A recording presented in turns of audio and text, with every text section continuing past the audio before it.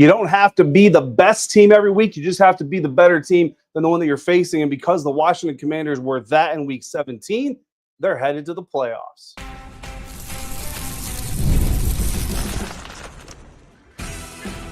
You are Locked On Commanders, your daily podcast on the Washington Commanders. Part of the Locked On Podcast Network, your team every day. And welcome in, everybody, to this live episode of Locked On Commanders, part of the Locked On Podcast Network, your team every day. I'm your host, David Harrison, covering the Washington Commanders for Sports Illustrated's CommanderGameDay.com. You also find me this year helping out with WUSA9.com's local coverage of the team. And, of course, I'm here with you every Monday through Friday. I thank you for coming through for this Victory Monday episode. I'm live here at Northwest Stadium in Landover, Maryland, following the Washington Commanders' Week 17 win over the Atlanta Falcons. And a special thank you goes out to all of the everydayers who have made me and this show and this program a part of your regular routine. Locked On Commanders is your daily podcast covering the Washington Commanders. And if you haven't already, please subscribe for free on YouTube or wherever you are listening to today's Victory Monday episode, where we're going to talk about Jayden Daniels, the rookie. No longer. We're going to talk about Jayden Daniels and the Justice League, and we're going to talk about postseason Commanders, because at the end of the day, that is the first takeaway from this weekend's game. And this episode is brought to you by FanDuel. New customers to FanDuel, you can place a $5 bet, and you'll get started with $250 in bonus bets if you win that first $5 bet. So go to FanDuel.com to get started today. 30-24 is the final score. The Washington Commanders pulling off an overtime victory, because what's better than primetime football?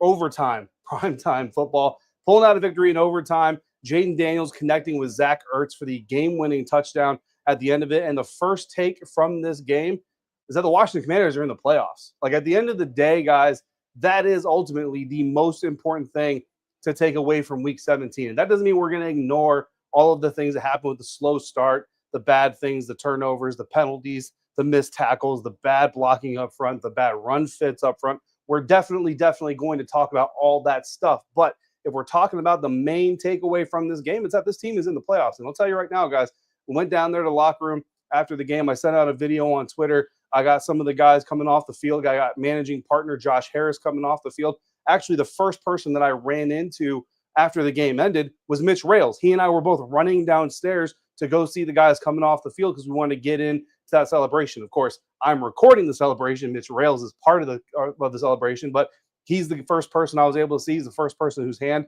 I shook and congratulated him for everything they've been able to do for this team. It was a really cool moment, and that is kind of the essence of this thing, right? What's the purpose of playing this game? What's the purpose of coming out here, putting on the pads, going through the stress, going through the hours that the coaches work, going through the hours of film that the scouts are watching, going through all the negotiations, everything that Adam Peters and Lance Newmark and that front office going through? It's for moments like this. Now, ultimately, it's to hoist the Lombardi Trophy, right? That is the ultimate moment, but you got to fit these little moments on the way, and this is one of those moments. I got to talk to Dan Quinn before he hit the podium, on the live stream and everything else. I just congratulated. Nothing crazy, no off the record type of conversation, but I just congratulated him. I said, well earned, hard fought, and he just went, yeah, man, it was. And he said that's what we expected, and that's exactly what they got. But the Washington Commanders, the thing that we're learning about this team, or that by now we should have fully learned and confirmed in our brains, is that it's not always going to be perfect. It's not always going to be clean. But, man, the fight back that this team has is undeniable. The Washington Commanders, doesn't matter what is going on, doesn't matter how far down they are, doesn't matter how many things are going against them, how many crappy defensive penalties they draw, or how many crappy holding penalties they get called against them. At the end of the day, they have faith and belief in themselves. Dan Quinn said this not that long ago. Belief is an incredibly powerful thing. He was talking specifically about the belief that this team has in quarterback Jayden Daniels, but I'll extend that comment and that conversation to just the belief in themselves, the belief in the coaching staff, the belief that this team and this organization and this roster is capable of doing pretty much anything that they're going to go out there and set their minds to. And that is exactly what we saw on display again in this game. We've seen it multiple times over the course of the NFL season. Let's go back to our X factors. Every week we name some X factors, non-quarterback X factors, because obviously Jayden Daniels or the quarterback on either side of this matchup is going to be a huge factor into how this game unfolds. Let's talk about our non-quarterback X factors. Cornelius Lucas was my X factor for this game, coming in at right tackle, replacing Andrew Wiley, who was injured with a groin injury and unfortunately ends up suffering a groin injury of his own. But I will say I think for the most part, and this is before I get to break down the tape, overall, the offensive line didn't have a great day. But I don't think Cornelius Lucas was a guy that you can look at and say, see, because he was in there, these bad things started to happen. Now, unfortunately, on the offensive line, during the course of the game, Tyler Biotish ended up getting rolled up on, injured his ankle, had to leave the game. Michael Dieter came in. And I wouldn't say right off the bat, but pretty close to right off the bat, there were some blown protection coverages, some blown slides. There was a rep where Brandon Coleman blocked inside, and you assume that is the call that he's been given, is you're going to block down the line of scrimmage. As he's blocking down, Matthew Judon is coming around the edge. Brandon Coleman doesn't see him in time because he's blocking down, unable to get out there, and Matthew Judon ends up blowing up Jayden Daniels with a big blindside hit. Those are things that you obviously want to get rid of. And again, the more experienced Tyler Biotish setting those protections, probably going to pick that up. But Michael Dieter coming in, doing the best that he can with what he's got. But so Cornelius Lucas, certainly part of a collective group of guys that are going to look back at the tape in this and want to say that they want to perform better from a pass protection standpoint, also from a run blocking standpoint. The insiders selected Frankie Louvu. Of course, his emotion, his energy, his impact as a leader on this team can never be understated. But from a stat box perspective, Frankie Louvu finishes this game with 1 tackle. That's his entire contribution to the stat box. Of course, again, you go back and watch the film, and you're going to see some opportunities where Frankie Louvu likely got in there in the mix. But the bottom line is, especially when you look at the first half, none of these players are going to walk out the first half and say, I did my part, I did everything I should have done, and nothing that went on in that first half that led us to going into the locker room down by 2 scores is going to be on my shoulders. I think every single person is going to have something to say that this was their fault. If there was one person who go into halftime and say, hey, I'm doing a good job, the rest of you need to catch up, it might be the guy who turned out to be arguably the most non-quarterback X factor of the game. And that's wide receiver Olamide Zaccheaus. Wide receiver Olamide Zaccheaus, for the second week in a row, showing up big time. Should have had 2 touchdown catches in this game. You can thank the NFL officiating for the lack of another one. And honestly, that second one probably would have ended the game. Not officially, but figuratively, the Atlanta Falcons would have been down 2 scores. So even if they continued to go down and score the touchdown they ended up scoring to tie the game, if they score that touchdown and Olamide Zaccheaus isn't robbed of his second score, that score doesn't tie the game. It just brings the Atlanta Falcons closer. Now they're in a onside kick situation, which, yes, it could get recovered, but typically they don't get recovered. And Larry Izzo is a pretty good special teams coordinator. Pretty confident that had the Atlanta Falcons been in an onside kick situation, that Larry Izzo's unit probably would have recovered that kick. But at the end of the day, guys, Olamide Zaccheaus finishes with 9 targets, 8 catches, 85 yards, and a touchdown. That one non-completion on the target was a drop. In my books, hit him right in the hands. Unfortunately, he also limped off the field. After that, no official word, at least that I got. I wasn't able to attend every single conversation. So if there's an official word from somebody else, I haven't gotten that yet. But, of course, that's how information flows sometimes. But he did limp off the field. So I'm curious to see what, if anything, comes of that. Of course, Olamide Zaccheaus, again, 2 weeks in a row now, has been a big part of what this offense has been able to do. 3 touchdowns over the course of the last 2 weeks. And so ultimately he becomes kind of that isolated non-quarterback X factor. Of course, Zach Ertz could also be that guy. 7 targets, 6 catches, 72 yards, and 2 touchdowns, including the game winner. So I'll kind of give the non-quarterback X factors of this game to Olamide Zaccheaus and Zach Ertz, certainly contributing big time. Zach Ertz had a long catch of 37 yards. I know a lot of people have kind of, I don't know if call it criticism, but commented that Zach Ertz this season has been more of a catch and fall type of guy. Well, that 37-yarder, he didn't catch and fall. He caught, he turned, and he ran about as fast as his old self could run. And I'm older than him, so I get to say that. If you're younger than him, you don't get to call him old. So those are the non-quarterback X factors. We talk every week about the things that the Washington Commanders must do in order for me to guarantee you that the Washington Commanders will win. I'm going to tell you right now, they only did one of the 3 things this weekend, and that might be part of the reason why they didn't have as much success as perhaps we expect them to be. We'll dive into all that coming up next on today's episode of Locked On Commanders, part of the Locked On Podcast Network, your team every day.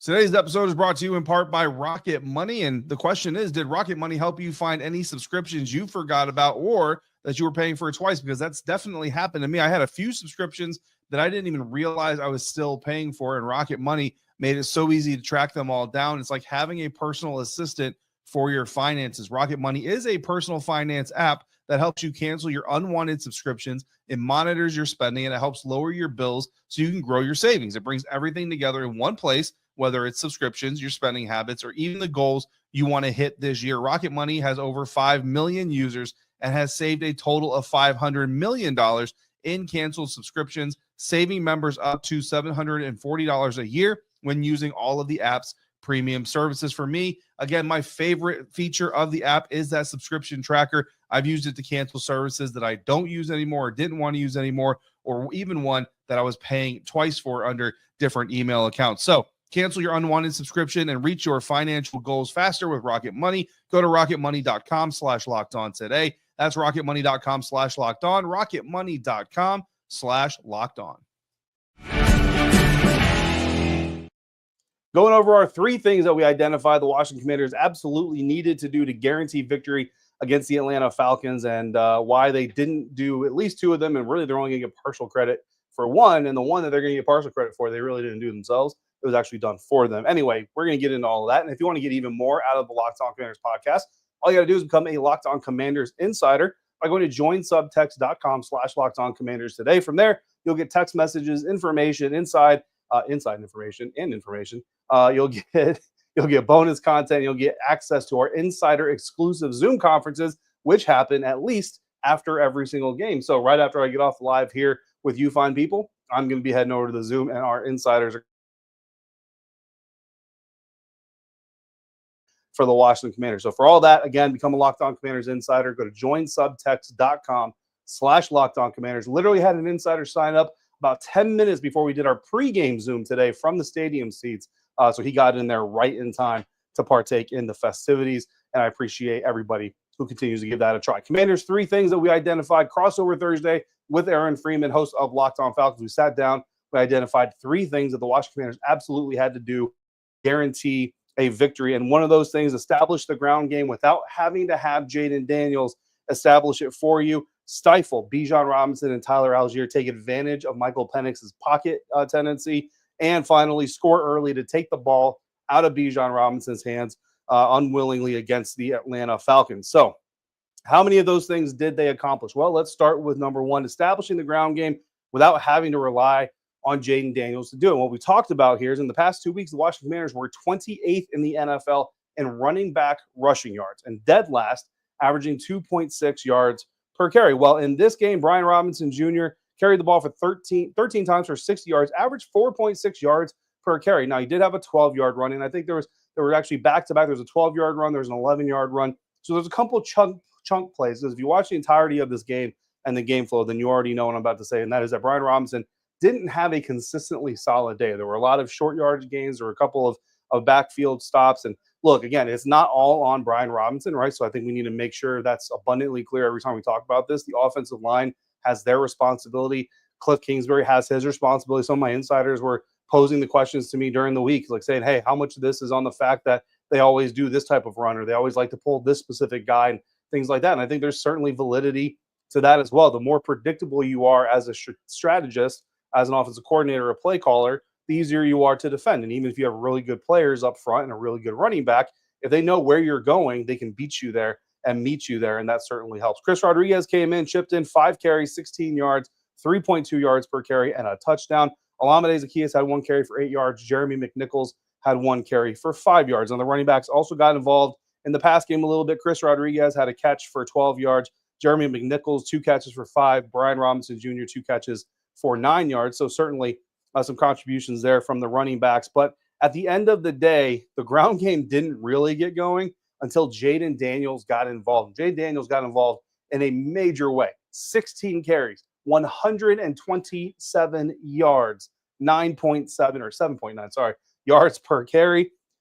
I mean, you combine that with his 227 yards passing, you're looking at 354 yards of offense, back-to-back games by Jayden Daniels having 300 plus yards. I don't know the exact record off the top of my head because I didn't look it up, and should have looked it up before I went live here, but I didn't do that either. But he certainly exceeded Robert Griffin III's rookie record, either for total yards, ground yards. Can't remember exactly which one it was. I just heard other people talking about it.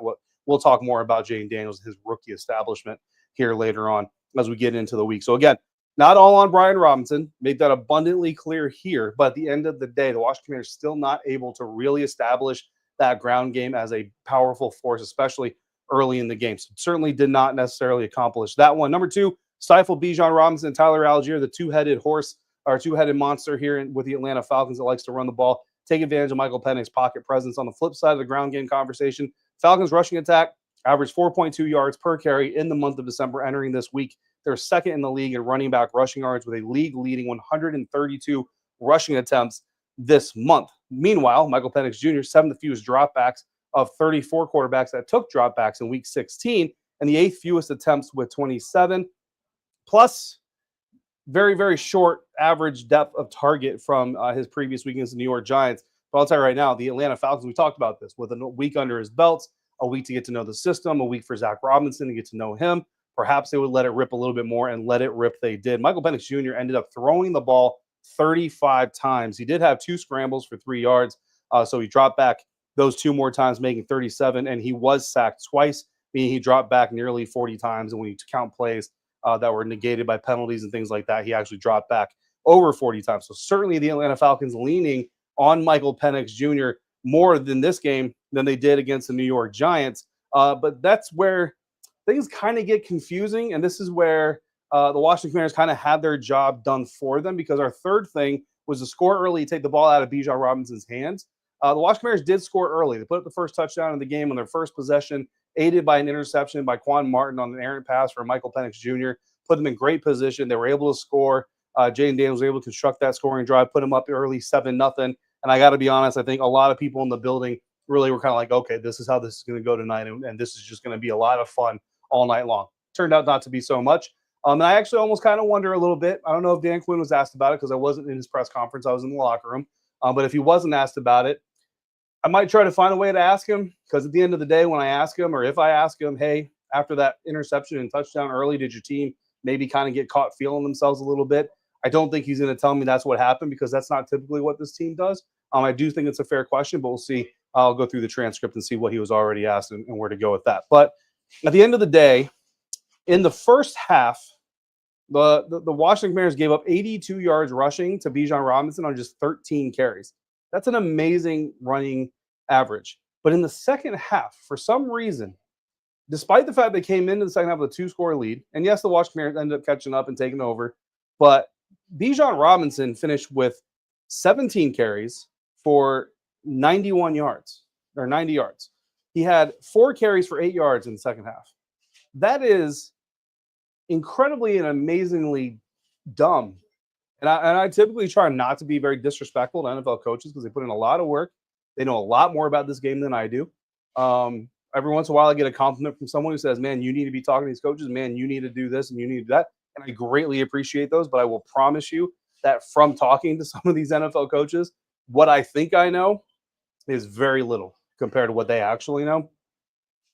But running Bijan Robinson that few times in the second half is just ridiculous. As soon as the Washington Commanders took a lead, Zach Robinson, the Atlanta Falcons offensive coordinator, went incredibly pass happy, and it was very confusing.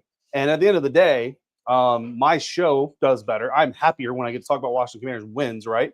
And you're obviously happier when the Washington Commanders win. So we're not complaining here. We're just acknowledging the head-scratching dumbfoundedness of Zach Robinson, essentially taking away his own number one weapon when the Washington Commanders were doing nothing to force him to take him away in the first place. So that's where the Washington Commanders are going to get partial credit for one of these things, even though they didn't actually really do it themselves. So Washington Commanders, at the end of the day, half of 3.5 out of 3 apparently was enough to get the win. And hey, look, Washington Commanders going to the postseason. The play of the day came really early in this game, in my opinion. We're going to talk about our 3 stars and catch up on some other news and notes from Week 17. The Washington Commanders over the Atlanta Falcons 30-24. That's coming up next on today's episode of Locked On Commanders, part of the Locked On Podcast Network, your team every day.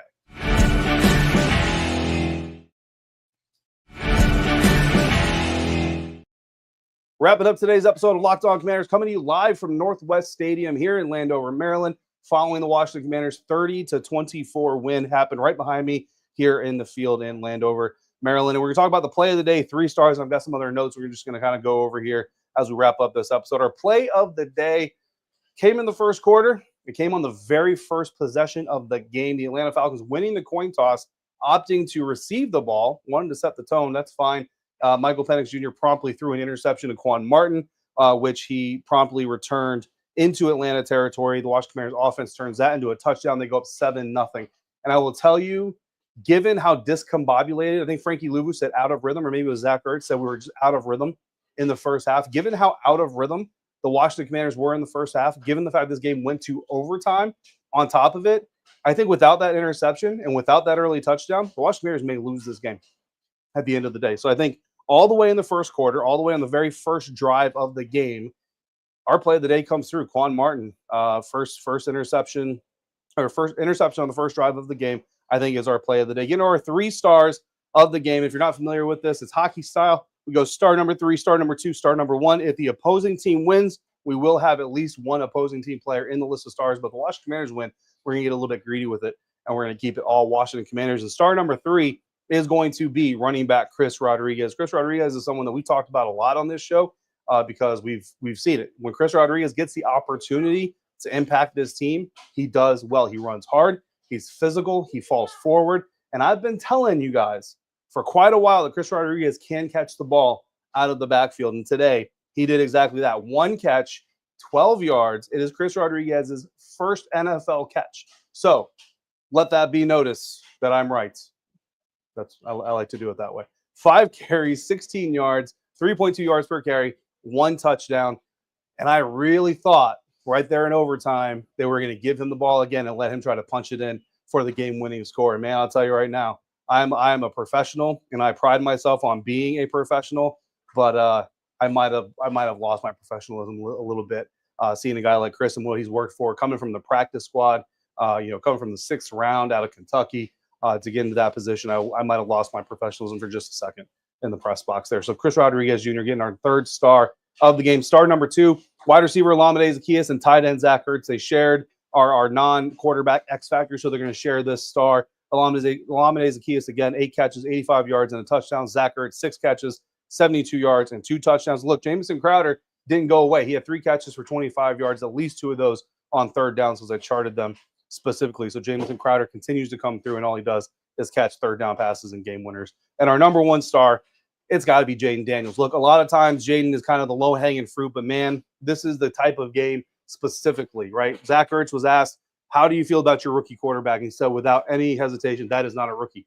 Bobby Wagner, I want to say, also said that is not a rookie. Like, guys are looking at Jayden Daniels, and this is now a leader on the team. He is not a rookie learning how to be in the NFL, learning how to be successful. He is a successful NFL quarterback who is helping his team get out of jams. 16 carries, 127 yards, 7.9 yards per carry, 24 for 36, only 12 incompletions, including the 1 interception, 227 yards passing, and 3 touchdowns, including the overtime game winner, a 100.1 passer rating in this game. Jayden Daniels continues to put the cape on, which is where the bullet Jayden Daniels in the Justice League comes in. Listen, I'm not a big DC Comics person, so forgive me if I get this wrong, but Jayden is Superman and everybody else is the Justice League.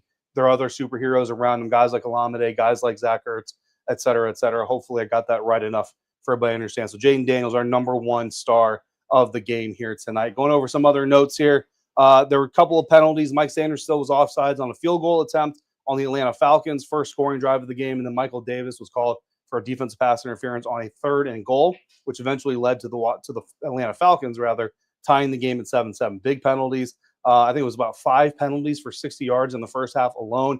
Penalties a big deal here in this game. And an interception thrown at the Atlanta 16. This is something, man, that, while Jayden Daniels, we're going to say not a rookie anymore. And look, he's played 16 NFL games. I know he was injured in 1 and only played 1 drive, but he's played in 16 NFL games. And it wasn't that long ago that 16 NFL games was a full season. So no longer a rookie, Jayden Daniels, here in this situation. But there was a situation early in the game. Jayden Daniels was having some success on slant routes. And what he was doing is the Atlanta Falcons were blitzing a linebacker from the 2nd level. He's just throwing the ball behind him, saying, okay, you come up, I'll throw it over you or behind you into a slant right over there. And I just kind of sat there, and I remember thinking, the Atlanta Falcons are going to get him. They're going to get him on this. They're going to bring a blitz, and they're either going to show blitz and then drop it back into the throwing lane, or they're going to blitz and they're going to roll another 2nd-level linebacker behind the blitz to pick off the pass. That's exactly what the Atlanta Falcons ended up doing. The ball was on the Atlanta 16, giving up at least 3 points there in that interception. So that was a big moment. Linebacker Caden Ellis was the one who ended up coming over to make that play. Also, something to take note of, Michael Penix Jr., man, he missed quite a few big play opportunities. And I think it really boils down to just he's a rookie in his second game, right? Like where Jayden Daniels isn't a rookie at this stage in the game, Michael Penix Jr. very much a rookie. You saw him panic. You saw some of his throws get off the mark because of that panicking, things like that. When Michael Penix Jr. figures out how to put the ball in the right place in those scenarios, he's going to be very dangerous. And I'll tell you right now that if Michael Penix had put some of those passes in the right spot in those situations, the Washington Commanders would have lost this game. So Michael Penix Jr. is certainly impressing me, right? I think for whatever that's worth here, hosting the show. Talking about some other things, and that's where I saw a comment on the live chat that the secondary did not have a good night. And yeah, I agree with you. One, Michael Penix Jr. was able to do some things, actually do them, but then some of the things that he missed were not because the defense forced him to miss them, it's because his rookie inexperience caused him to miss them, and that is not how you want to win games. Commanders' defensive front getting dominated, especially early on, not hitting their run fits, not getting in their holes and their gaps on time. A lot of runs where Bijan Robinson is just running through open lanes. You can't have that kind of stuff as you get into playoff football. So good news is Washington Commanders have another week of a game. Dallas Cowboys coming up next week to work on that, get better at that. But then the week after that, I mean, it's win or go home every single weekend. So we'll see what's going on right there. There was a flag on rookie left tackle Brandon Coleman for holding following a Jayden Daniels 25-yard run. First play of the fourth series of the game that really derailed that drive. Fourth down call on the first drive of the second half.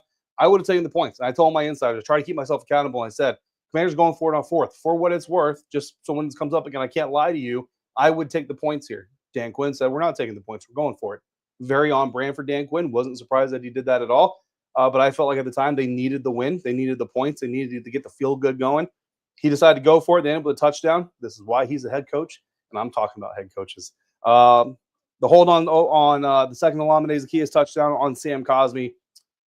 Just absolutely terrible, man. And I really hope that NFL officiating looks at that and really gets a hold of these things, because basically what's happening, if you didn't see it, Sam Cosmi is falling back into his pass protection set. The Atlanta Falcons defender is trying to rush him, loses his footing, falls down. As he's falling down, Sam Cosmi says, well, I don't want you falling into my knees and blowing my ACL, so let me try to catch you from falling so you don't injure myself and or you and or both of us. And the referee throws a flag for holding. It's absolutely ridiculous. Sam Cosmi lost his mind on the field, rightfully so. And it cost Washington Commanders a touchdown. They ended up settling for a field goal. And that touchdown, like I said, that was the one that would have put them up 2 scores with about 2-something left in the game. Atlanta Falcons likely not going to be able to come back from that one, and they get this thing done in regulation. But fortunately, even though the officials gave it their best try, unable to get the Atlanta Falcons a win, and the Washington Commanders snatched victory from the claws of the Atlanta Falcons and the NFL officials for their 11th win of the NFL season. Let's just say that again, 11-5. Your Washington Commanders have clinched a playoff spot. They are the 6th seed. They will be the 6th seed for sure if they win next week or if the Packers lose.